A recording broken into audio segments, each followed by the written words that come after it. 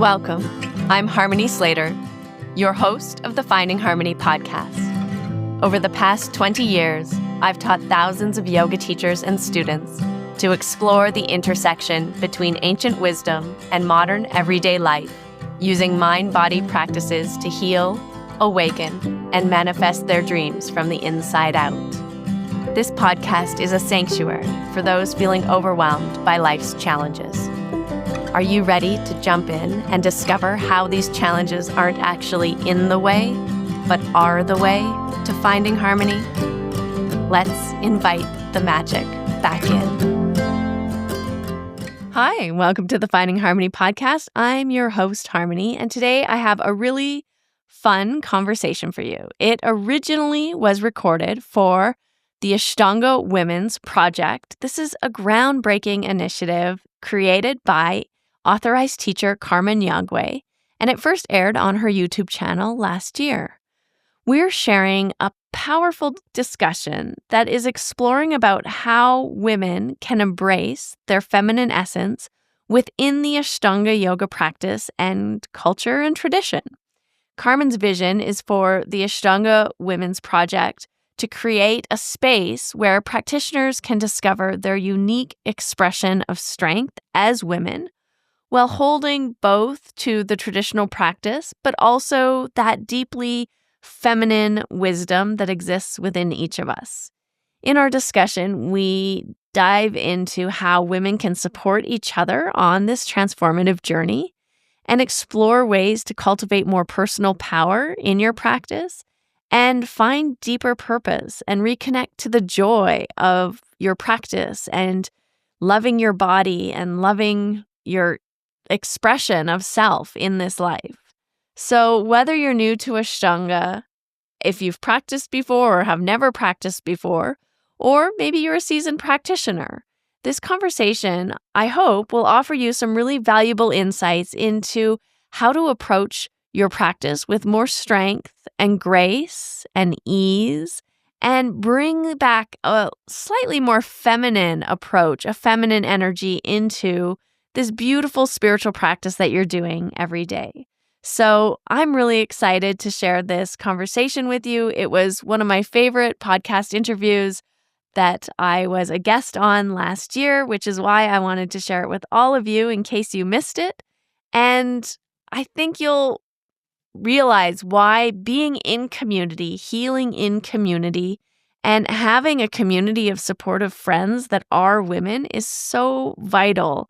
Whether you're practicing Ashtanga yoga, whether you're building a business, whether you're just in a healing community, it's so, so important to surround yourself with other women that are uplifting you, that are encouraging you, that are positive, that are strengthening you on every level of being. So if you would like to work with me, then I would encourage you to explore some of the options either through B-School, which is open now, or in my Lightworker Mastermind if you're interested in building a business as a spiritual entrepreneur, or if you just want to practice some yoga and dive deep into the philosophical concepts and also learn pranayama and chanting, you can come on into my inner circle. I'm really happy to support you in whatever way feels right for you. And we have a beautiful community inside our Finding Harmony community, and it's free and open to all of you as our listeners. So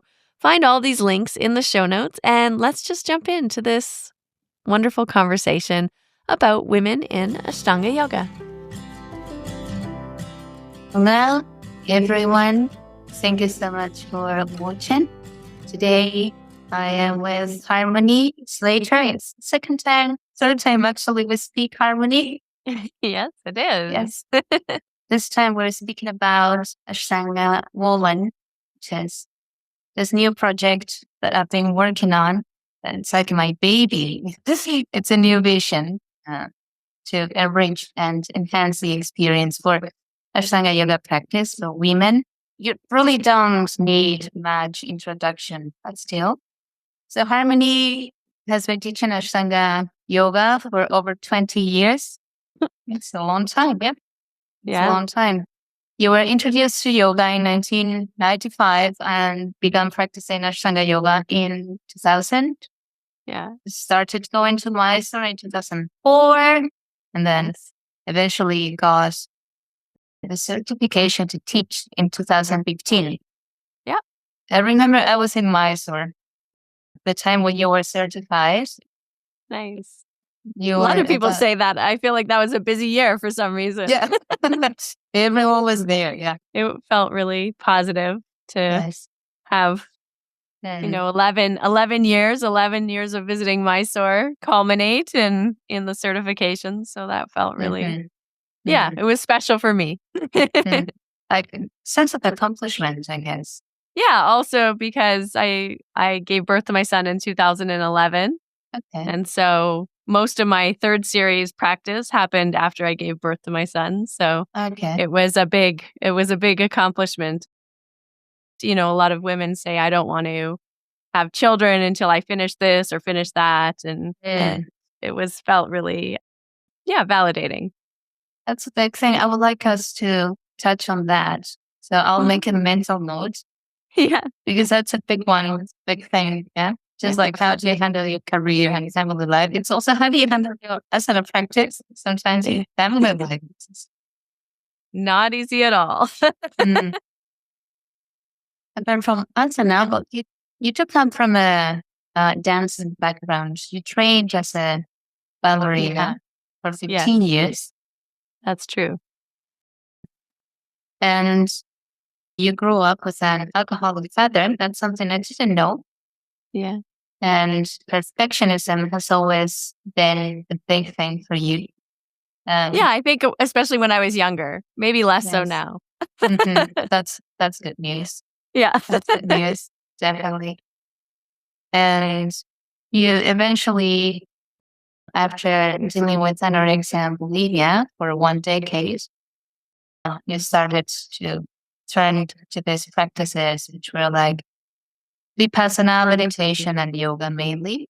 Yeah. You've had quite a journey, Harmony. Yes. Setting up to yoga schools in Canada. That's true. Yes. Yeah. And now, teaching internationally. Yeah. Mostly traveling and teaching, but also creating my online yoga membership and business to support yoga teachers and deepen, their connection to themselves and support them in their business. And last 5 years has really been about developing my skills as a coach and learning a whole new way of kind of interacting with people in the world to help them discover their own unique gifts and qualities and strengths. So that's been really exciting and feels like the next layer and the next chapter of where I'm going. So, yeah. I've been seeing you for the last few years, especially when it struck me, was especially during COVID. That's at least when I took notice of it. I've seen you from this very traditional background, finding your own voice and start doing your own thing. Yeah. And to me, that's a bold move. You need courage to do that because it's so easy to get caught up in the way things are supposed to be, the type of person that you are supposed to become. Sometimes it's just like when you graduate from college and you're supposed to get a job in an office, maybe it depends on your degrees, get a job and build up a career. And your career has a very clear roadmap that you pursue, and then after A comes B, and after B comes C, and then you get entangled in this life path. And many times you don't even choose; it's already being given to you. In the yoga world, and let's say the Ashtanga yoga world, it happens very similarly. You go to Mysore, get authorization, there's a sunstroke and a shower, and you start doing something else. And what happened to me at least is that sometimes you wake up and say, I'm not really even the type of life I was inspired to lead when I started doing this yoga. Really. Yeah, it's true. Yeah. What was it that inspired you to do the yoga? What was it that you initially had been like brought that drew you to it, that you kind of had this dream that you wanted to do? What was that for you? Actually, I had this connection with yoga. I always had it. I was always drawn to it. So nothing specific happened. It was always in me. I never acted on it up until I started working in sales. I worked in international software sales for years in Dublin, Ireland, then in Madrid, Spain. The job in Madrid, I hated so much. I feel like, and then I moved to London in the UK, and I was like having a career in sales, which was like a lot of pressure as well. So that is when I gathered the motivation to really try something that would help me unite my body a little more. I was very much into physical activity. I was one of those people that just went for a run with like music, like all night, kind of trying to dissociate. Yeah. And I felt very disconnected. So I started to look for something that would give me that rush, physical rush, that for me it was, and it still is important. And that will help me come back to my center, if you like, connect with myself a little better. Mm-hmm. So that is what brought me. Yeah. And then what feels like maybe you're needing to recalibrate, this idea of that there's sort of this path. So you came to the yoga because it was helping you kind of connect to yourself, it sounds like, but then something along the way of becoming a teacher and teaching and building a yoga school. Mm-hmm. And so where do you feel like the disconnection is now? Well, I think as I mentioned before, it's very easy to get, it's very easy to live based on what you're supposed to do. Like when you follow like a path that's been already walked by many people, that's very easy to do, but it's not necessarily the best course of action for everyone at every time. So eventually, if there is something I appreciate from all the awareness and all the strength as well, which we will talk about it, that has come from this yoga practice, that this yoga practice had given me or helped me realize and develop. It is this self-reassurance, if you like, this trust to listen to myself. I believe, Harmony, that women, I don't know about men, but women, we have the same intuition and we listen to it and we practice it. Like connecting with our intuition, it's like our soul's whisper, I think. And it can be very accurate, but we need to practice it and we have to go through some trial and errors as well. Yeah. Yeah. But to me, it was very much about that. I mean, I think there is a quote by Steve Jobs. So I do not remember what he said precisely, but the overall significance of it. If you find yourself lacking motivation for too many days in a row, it's time to change. It's time to do something. You just don't keep dragging your feet. I don't care if it's like an office or a yoga shala, or you just don't keep dragging your feet. You do something. Yeah. Yeah, it's a funny balance, isn't it? Because you have to put in enough time to really give something the energy it needs and deserves to grow, and put in enough repetition to cultivate that knowingness in your cells or in your body or in your career, where it becomes intuitive in a sense or second nature, but also keep that aliveness of what called you there in the first place. And I think sometimes that's what we lose in the repetitiveness, the routine, is we lose the aliveness, whether it's the practice or the business or the career. And that's kind of the secret to keeping things fresh, I guess, is not getting so stuck or fixed in one way that you become unwilling to experiment or try something new, especially if the one way isn't working for you. Yeah, that's very true. I'm gonna ask you the same question you asked me. What made you decide that okay, it's time to go? I think for me, a lot of things happened around that time. A lot of stuff with Patabi Joyce was really coming to the surface and making a lot of teachers who practiced with him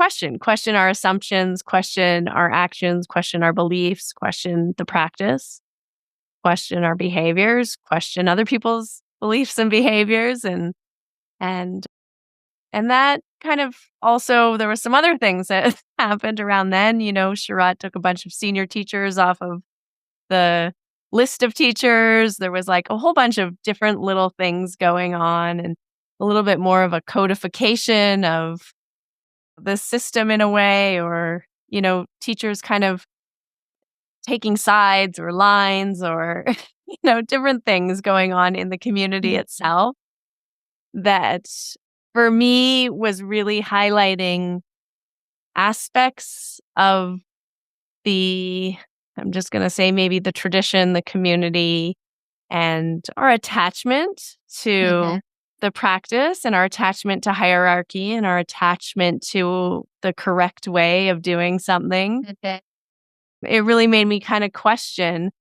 like, what is it all for? And what is the correct way? And what do these assumptions lead to? If you believe that this way is better than other ways, then you're creating an us versus them paradigm, which to me is the antithesis of yoga. And so if your practice is separating you from other people or making you look down on other people, even other people that don't practice, then instead of the practice being something that's aligning with you or aligning your spirit or lifting or elevating you spiritually, it's becoming something that is very much attached to your ego and elevating your ego. And so for me, it was just a really deep time of questioning, is this practice even a spiritual practice? Or is it just an ego practice? And, what is it reinforcing? What kind of patterns is it reinforcing? Because yoga is really about untangling us from our attachments to all things, right? And seeing that it's an illusion, seeing that who we think we are is an illusion, seeing that our attachment to the practice is an illusion, seeing that, seeing reality as it is. And it just felt like instead of helping us find freedom from some of these patterns that are of our personality, it was kind of reinforcing these patterns, whether it's competitiveness or perfection or attachment to being admired or praised or success or validation, or I don't know, it can be all kinds of things, right? And so it made me really kind of start to question, what's the mechanism behind what's happening here, and why is the practice really working in a way, right? And if it isn't working, why isn't it working? And is it the problem of the practice, or is it the problem of the practitioner? Is it the problem of the teacher? Is it like, where's the disconnect, And so that made me kind of go on a very deep journey of self-discovery and ask some really difficult questions, and also allow myself to really let go of the practice entirely so that I could figure out where my emotional blocks were with it. And I could just be with those things. I could be with the sadness.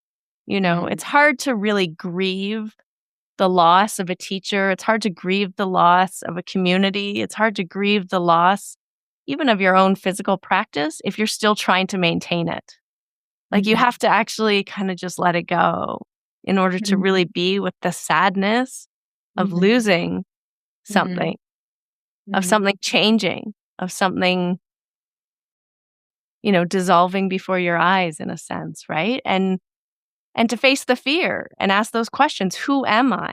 Who am I if I don't practice? Do I still have value? Who am I if I don't, consider myself an Ashtangi? Am I still worth it? Do I have something interesting to say? Can I still help people? All of these interesting kinds of questions. They're very deep and they go very deep if you're willing to sit with the fear of finding out the answer. And the beautiful thing in my own journey over the last, 4 or 5 years, I guess it kind of started a little bit before that actually, because it actually started when Jeff and I split up and then we were getting divorced. And it was quite a moment where I had to question, do I stay in a relationship because I'm afraid of what a community of practitioners, a community will say about me and how they'll judge me? Yeah. Or do I listen to my truth and follow my own instinct in my heart, even though it's going to disappoint a lot of people? And I had to come to a place in myself where I was very resolved in that even if I lose my career as an Ashtanga yoga teacher, even if I lose all of my students, even if I have to go get a job at Starbucks or wherever, it's more important for me to listen to this truth that's inside of me, to follow my instincts, to be authentic to who I am and to what I know to be true for me. And so I would say that really started like back in 2016. And then it was, kind of a process unfolding with all these other events that started to happen around the time of COVID. And it was kind of beautiful too, because it's allowed me to also kind of come back to the practice with fresh eyes and as a beginner almost, even though obviously there's a lot of cellular memory and muscle memory and, freshness in something that my body's very accustomed to and used to. But it's allowing me to be with all of these sort of new sensations and see the mind in its judgments or in its criticisms around yourself or your body or your, practice that you think sometimes, at least for me, when you're doing an advanced practice and, you can do all of these amazing, incredible things through asana with your body, you think, oh, I don't have any body shame. I don't have any criticism of myself. You think you're healed. You think you're over it. But actually, it's just like kind of a cover up. And it's putting this Band-Aid on the wound that is still there and completely unhealed. And so it's been really beautiful to kind of be able to come into the practice again and see, oh, this is here, and actually heal it from the root rather than try to achieve my way out of it, in a sense, Achieve my way. So that's been kind of, I guess, the journey that I've been on. I remember the last time we spoke, I still had the yoga school imagery. I don't know if you know, I closed December 2023. I decided to close because I felt I was not, I could give you different reasons, but reasons that are irrelevant. Main thing, I was not invested anymore. In the sense that I love the system of yoga, I love Ashtanga yoga, I love the practice, I love teaching. Yeah. I love all of that. Not necessarily within the limits of the yoga shala, traditional Ashtanga yoga shala in my hometown, Madrid State, which was kind of what I had been working on for 7 years. So when you're working on something, the relatively decent period of time, be it a relationship, in business, life tasks, practice, when you've been working on something, have been invested into it, the instinct, it's always to keep it up, even if it will drag you down.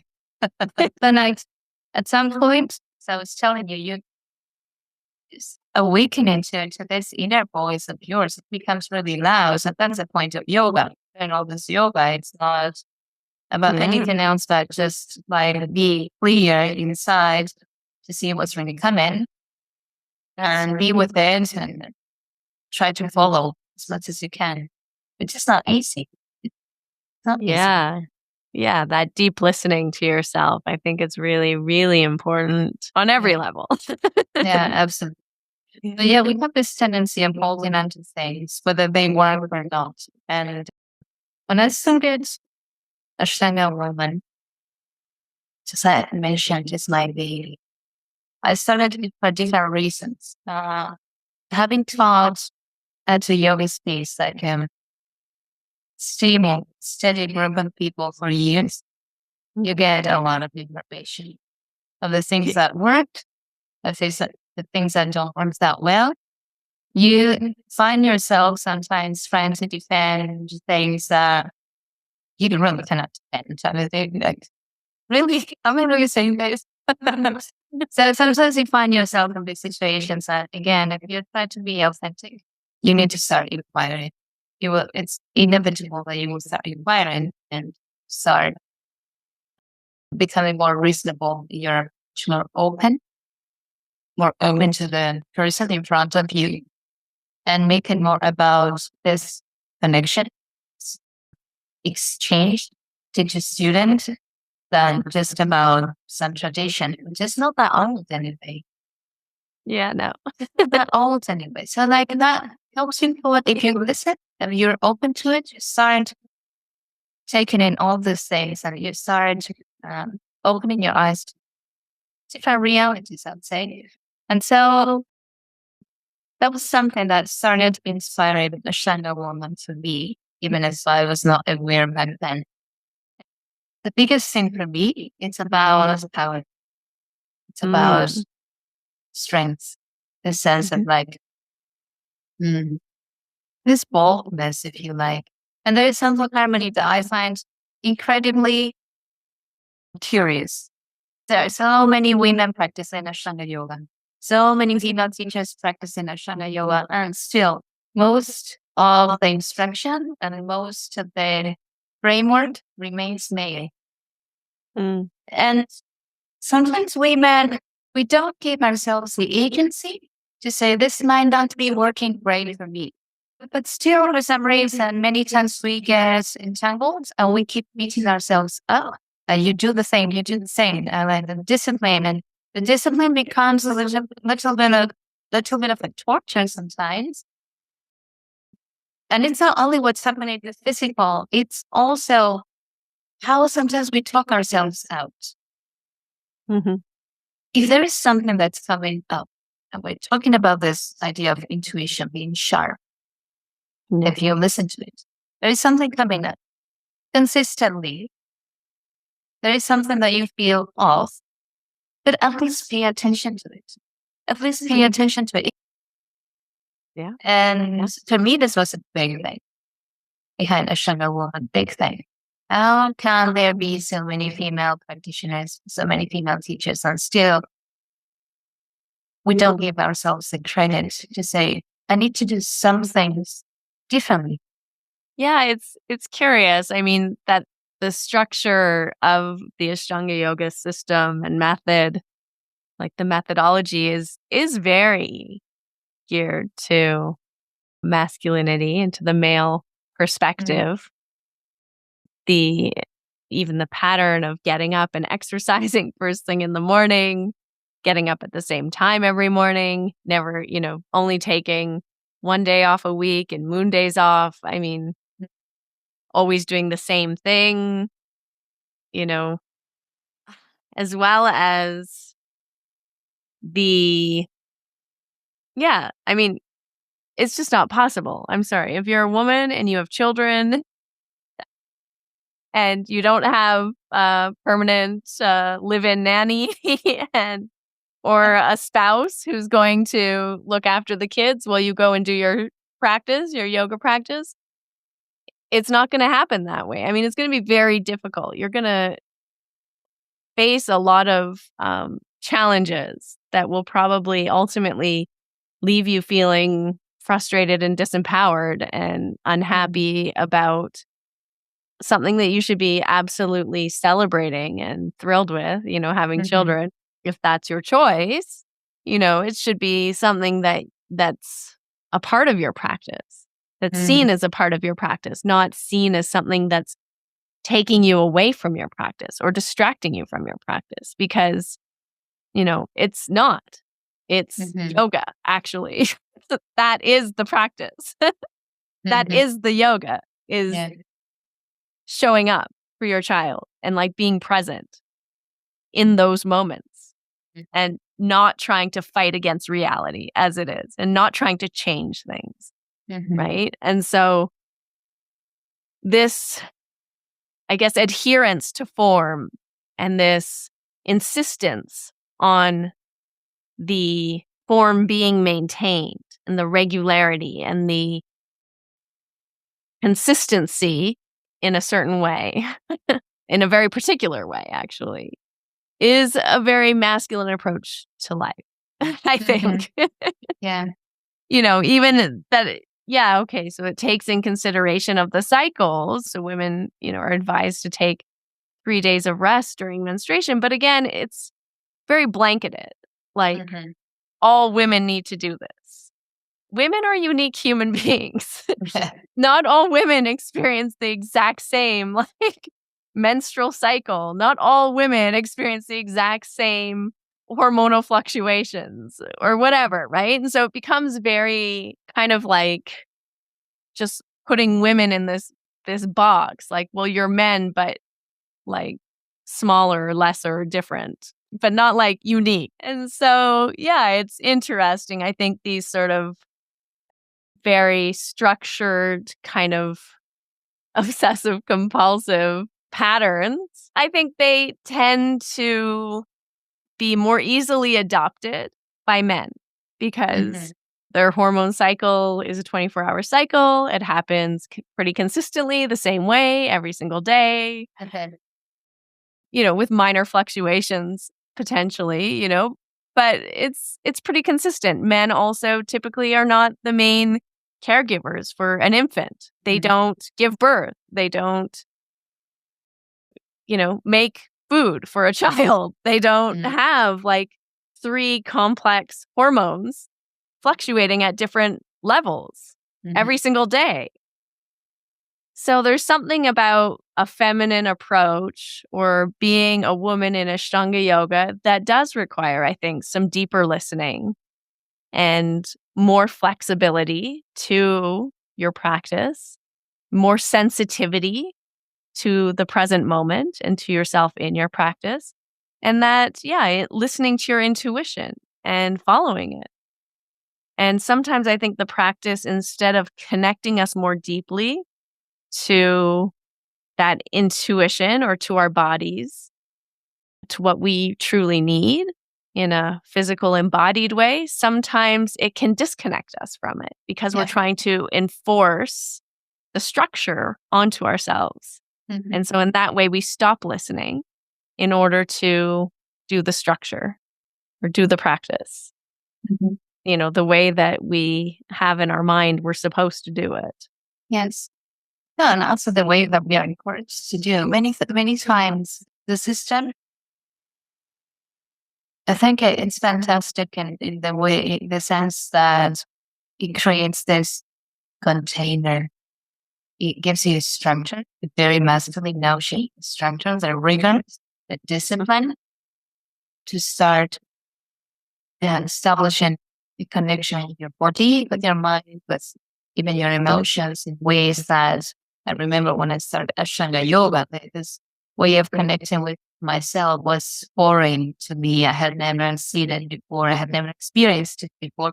And so it was like coming back home to myself. It's a great feeling. Years roll by you awaken to this inner intelligence. That's a byproduct of all this yogasana, at least awakening to something deeper. And your practice becomes longer and longer and longer. And then it shortens, and then longer, longer, and longer again. And then it shortens. Every time it shortens, it becomes twice as intense. Thank you very much. It looks like you don't have a say in how things are progressing. Maybe you are blessed with a reasonable teacher, reasonable community that encourage you to be yourself, even if you're practicing Ashtanga yoga. They listen and they try to find a way to make this practice available to you. I'm not even talking about modifications. I'm talking about making the Ashtanga yoga practice fit into your life, fit into the ups and downs, fit into your daily routines and obligations that I'm sure are many. So fit into it. Sometimes you're not blessed with that. Mm-hmm. Very oftentimes you're not blessed with that receptivity to your needs as a human being. That's why drama happens. There can be a lot of drama happening just for no reason. You know, I've thought a lot about this, the dynamics that go on, and sometimes it's not necessarily anybody's fault. I think the teachers are trying to maintain a structure. They're trying to teach people properly the method that they believe in, that has worked for them, that they were taught, the way they were taught.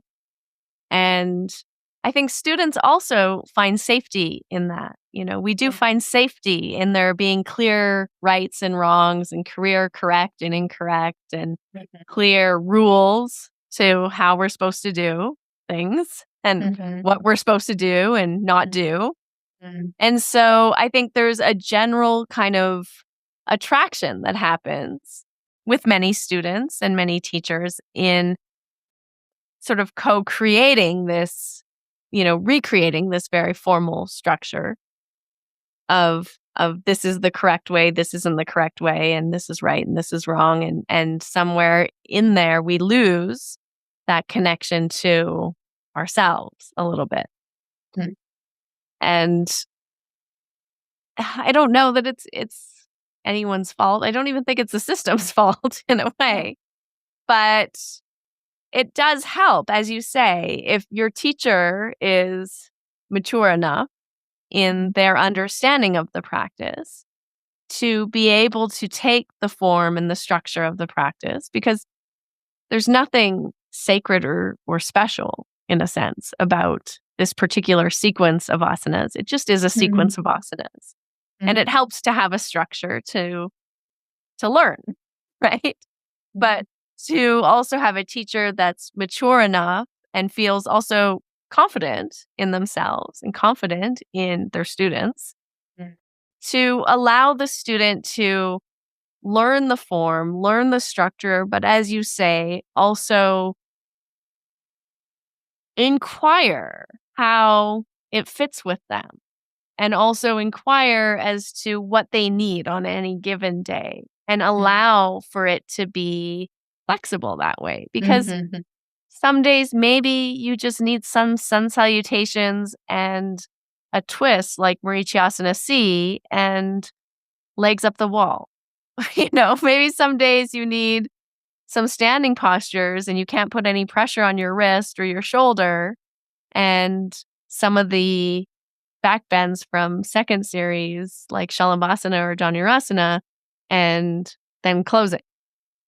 Right? And so it's not to say that it's going to change every single day, obviously, but to be in dialogue and in relationship with the student and the teacher, I think is really, really important. And this, I think, is a more feminine approach to the practice where the student feels like they have some say and some control in what they're doing with their body and how their body is being treated or attended to within the practice itself. That seems very essential and important, that we're not disempowering students. We're not taking away their autonomy, but we're giving them the power and the autonomy and the tools to really listen and understand themselves, and also the freedom to choose.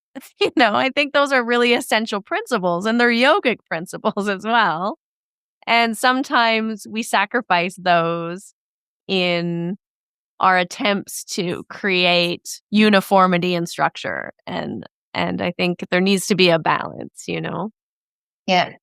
It helps you open your mind to the possibility that there might be more than one correct method. So many times when you talk about this correct method, it's not so much about the form. It might have also something to do with the intention that you bring forth. It's not just like the testing and the shooting and the enforcing rules, but where are you coming from? And there's also this idea of creativity. Like that life force moving through you. If every time that life force wants to move through you, which is the whole point of yoga, if you kill it, because it's incorrect. I'm not encouraging people to go crazy now and do like crazy stuff unless they want to do it, but just opening our minds to the fact that many teachers, many practitioners do these things behind closed doors, but for some reason we never have the courage to say, I do some experimentation now and again. Yeah. And what has that experimentation brought to your practice? Well, freshness, aliveness, and a sense of power. I have to say, I am committed to this practice. I am committed to this system. I don't criticize the establishment. In fact, I continue going to the establishment every time I can. So I think it's also an important part of my journey. And at the same time, I know I need to do this. Yeah. So when I go to someone's class, someone's program, or I practice how that person likes, because it's respectful. And I think that makes sense. And then when I'm on my own, I do my practice. It's very traditional. And sometimes I play around a little. Yeah, I think there's something nice about tapping into that creativity and allowing yourself to play. I tell practitioners this quite often. If it's not fun, if it's not enjoyable, if it's not playful, you won't practice for a long time. Because we grow and we change when we enjoy what we're doing, when we feel like good in what we're doing. We're dreading it if we're feeling like it's a burden, if it's just another thing to do and check off the list. Yes. We're not going to do it because there's not that connection to it. We're not feeling like, oh, this is fun. Like if something's fun, we want to do it. Right? Yeah. And so I think our practices need to have this element of play, of fun, and I think that's why a lot of us, loved the practice to begin with, is because it connected us back to almost like a childhood experience where you're just moving and breathing and doing fun things. I think that's also why people love handstands, because they feel like it's playful and it connects them to kind of being a child, And I think we need to bring that element into our practice, and then to also connect to really why we're doing it. If you're just going through the asanas because you feel like you should, or because you're like, well, I practice Ashtanga yoga and we have to do it every day. I mean, why? For me, the main reason is just because. Why did I do this? Just because. Because I feel better when I do it than when I'm not. But now I'm just feeling better, and it's just because I need to feel invested. Exactly. I need to feel invested. Yeah. It comes back to this idea of power. Again, this like empowerment. It's not about just doing crazy things. It's not about becoming a rebel with no cause. No. You can be a little bit of a rebel with a cause. Yeah. Yeah. Rebel with a cause. Yeah. Yeah. So, It's really important to really feel connected to why you're doing the practice. And also maybe ask yourself too, what am I afraid will happen if I don't practice? Because there's some juice in that, there's some real wisdom in facing that fear so that you're not just being motivated by fear. I'm afraid I'll lose everything I gained. Well, what have you gained? you What are we gain? talking about? It's like, gain. yeah, are we talking about hamstring length? Are we talking about like what are we talking about? And so like looking at that underlying motivation, are you running away from something or are you running to something, right? Is it ultimately towards your freedom and your liberation and your enlightenment and your awakening? Or are you running away from, not feeling good enough or running away from a past that you don't want to re-encounter? Yeah, they're good questions to bring into your mind and heart while you're practicing. Many times, actually, when we were talking about this co-creation, it's this idea of togetherness. We come together for different reasons. Sometimes we are together in trauma. We come together in healing. There are too many yoga communities that come together in trauma. And that militancy and extreme rigidity, it's a way to cope. Totally. It's a way to cope. It's a hard pill to swallow, but that's what I've experienced at least. So this idea, not even yoga therapy anymore, I would say yoga healing, just evolving into this space of healing and this co-creation, taking a responsibility and accountability. It is not about enjoying your asana and things will sort themselves out. Asana is very helpful, but it goes beyond that. You sort things out yourself. Yeah, 100%. I think that's kind of the misconception that many of us come to the practice with is we think, well, if we just do this asana, it'll be okay and everything will be okay. And it's not a replacement for like proper inquiry or therapy or like doing some of the deeper work to actually, bring healing, to bring compassionate self-forgiveness, to be with those wounded parts of yourself. It doesn't fix it, and I think sometimes we think, oh, if I just practice, it'll fix me. But it's not actually the fix. And part of it is recognizing there was nothing to fix and you're not actually broken. It's a big one. Yeah, that's some deep, deep work. Harmony, how do you think women, as there are so many practitioners, so many teachers in Ashtanga yoga, and still sometimes we're a little disconnected from each other. I think we indulge in behaviors that might be more about competing or seeing each other as threats instead of wholeheartedly celebrating each other.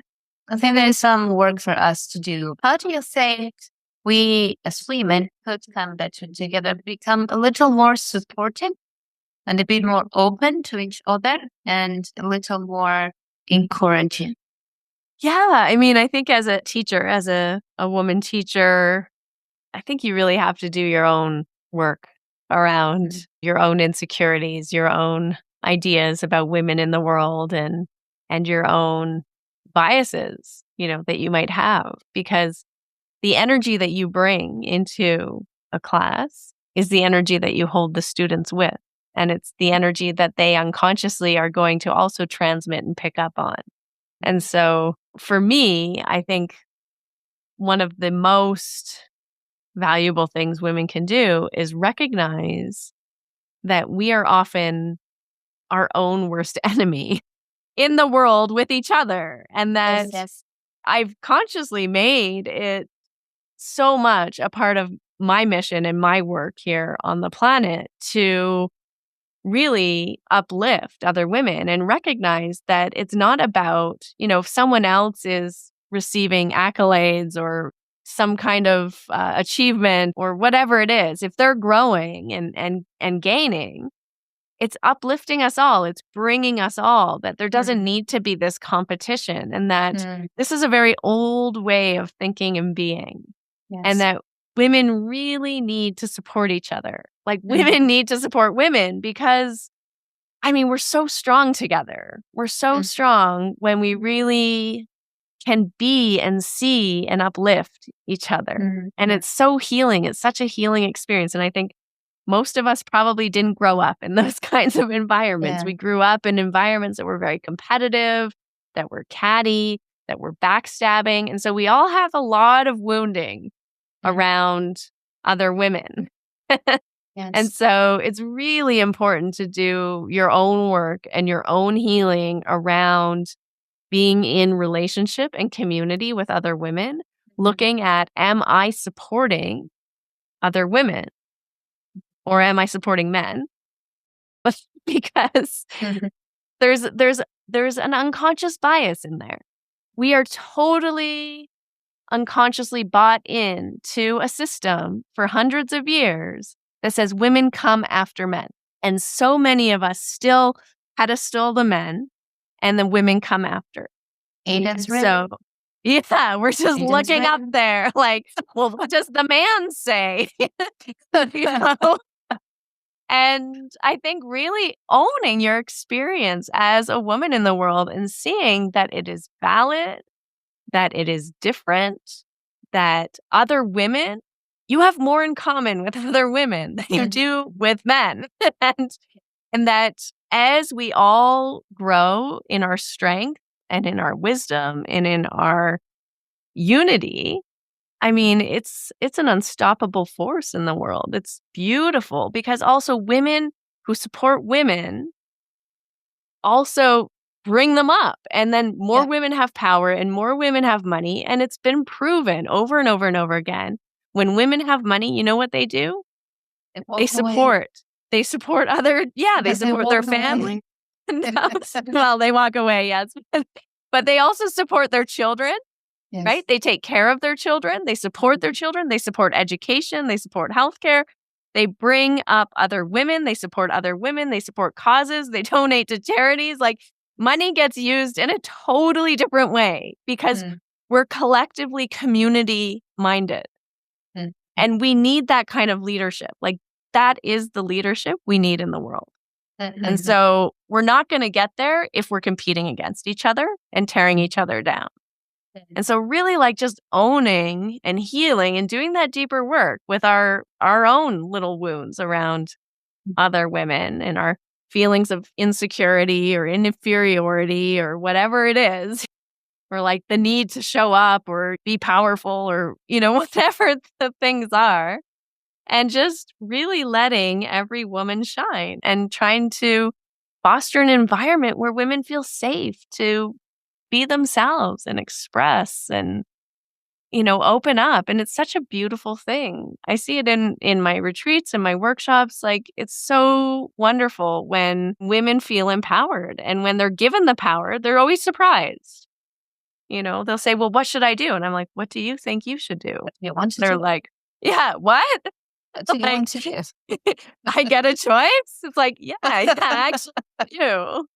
Like, it's beautiful empowering women. It's so worth it. It's so exciting. It's so good for our communities to empower and encourage each other.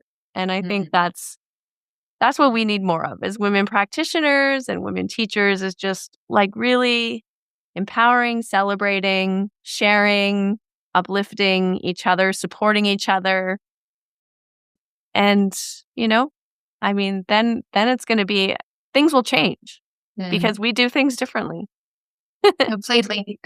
It's like just touching on this real quick. I think the history of women like being submitted to men, which has been a reality for centuries. And so all of this are carrying this want. I see it, for example, like you mentioned, is spot on. The yoga community around the male, they're always like, it's always in a pedestal. And it's women doing that. Yeah. As a woman does not do that with a female teacher usually. Yeah. And also female teachers often don't encourage it either. When someone puts them on the pedestal, they give them back the power and say, right? And so it's a different, there's a different dynamic happening. Absolutely. Right? Absolutely. They're not like, oh yeah, I'm the one in charge, so I'm going to, tell you what to do. Absolutely. That's actually something that when I observe that, it's encouraged me to create this Ashtanga Woman, to start working, like taking this Ashtanga Woman project more serious.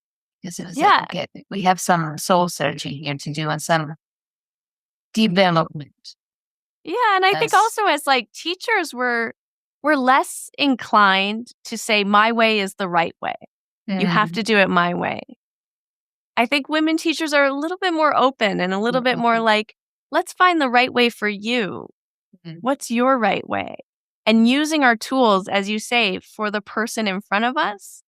And I think we're also a lot less likely to shut things out and cut things off.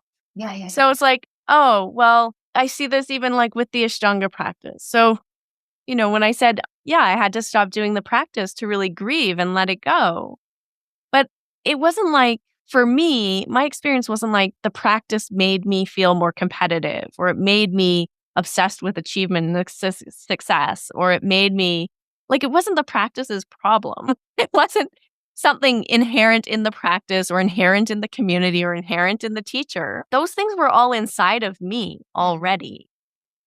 And all of those factors were just bringing the pattern that was already there up to the surface. Yes. And so now I have a choice. I can see it and I can work with it and I can heal it and be with it and like start to understand, oh, this is the wound or this is the pattern. But it's not that I need to close and shut myself off from the practice or the community or the teacher. You can say, yeah, I'm creative and I explore on my own. And when I'm in a teacher's class, I do the practice the way the teacher wants. And I still want to go to Mysore and be with Sharat and do this very traditional practice. But I'm also open to these other ways. And it doesn't have to be like an all or nothing type situation. And I think that's very feminist. That's very woman, perspective. Because in a masculine world, it tends to be like the all or nothing, the us and them, that you either do it this way or forget about it. And it's changing. Like the world is changing because that is not the future. Absolutely. The future is the inclusivity. The future is seeing that things don't have to be, you don't have to cut off your limb. You can say, oh, I can do this and I can still love it. And I can do it sometimes in this way and I can do it sometimes in this other way. And it's still doing the thing that I want to do, which is maybe connecting with my body or connecting with my breath or just having a sacred space for myself in my life or whatever your big why is, whatever your reason is for practicing, Absolutely. Well, Harmony, now the time came to leave and see yoga space because there's a class starting and the yogis waiting. Yes. They are getting angry. So I appreciate your time. I love this topic. Thank you so much for inviting me on today. It was such a beautiful conversation and wonderful to spend time with you. Thank you so much, Harmony. Thank you, Carmen. Everyone for watching. And we will link all Harmony's programs and also Ashtanga Woman programs in the description box. So you can keep tabs on the things that we're up to. Wait, before we go, I want to share something deeply personal with you. You know those moments when you look back and you can just pinpoint exactly when everything changed? Well, I had a moment like that about 5 years ago when I signed up to join Marie Forleo inside her B-School program. It wasn't just another online program. It was the turning point that transformed my entire approach to business. And here's why I'm telling you this now. B-School is open. The doors are open now, and they're only open until February 28th. So if you are feeling with a call in your heart that this could be the year that you optimize your business, grow your business, and really commit to yourself and your dream, then I would encourage you to sign up this year. This program covers everything from finding your ideal clients, creating irresistible offers, building your business online, marketing with authenticity and authority. But what makes it truly special is the community of practitioners.